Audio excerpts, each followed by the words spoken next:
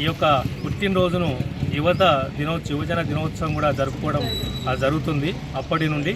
మరియు స్వామి వివేకానంద గారు సత్సంగంలో ఒక మాట చెప్పారు, నీవు నీ కోసం ఆలోచిస్తే నీవు నీలో నిలుస్తావు, నీవు జనం కోసం ఆలోచిస్తే నువ్వు జనంలో నిలుస్తావని స్వామి వివేకానంద గారు గొప్పగా చెప్పారు. మరియు అదేవిధంగా దేవుని దర్శనం చేసుకునేటప్పుడు మొదటి మెట్టుగా పేదవాళ్లకు సహాయం చేస్తే నాకు మీరు సహాయం చేసినట్టే అని ఒక గొప్ప మాట కూడా సత్సంగంలో చెప్పడం జరిగింది.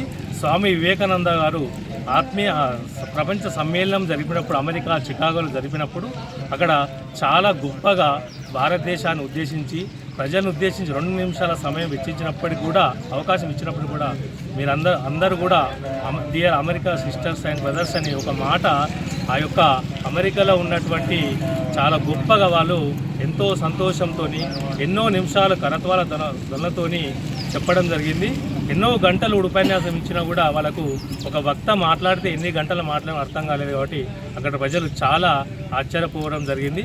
అదేవిధంగా అమెరికాలో ఉన్నటువంటి ఒక సౌందర్యవతి స్వామి వివేకానంద దగ్గరికి వచ్చి, స్వామి గారు నాకు మీలాంటి ఒక అందమైన కొడుకును కనాలని ఉంది అని ఆ అందమైనటువంటి అమ్మాయి స్వామి వివేకానంద గారు చెప్పడంతో స్వామి వివేకానంద గారు గొప్పవారు కాబట్టి అమ్మగారు నన్నే మీ కొడుకులాగా భావించు అని చెప్పినటువంటి మహోన్నతమైన వ్యక్తి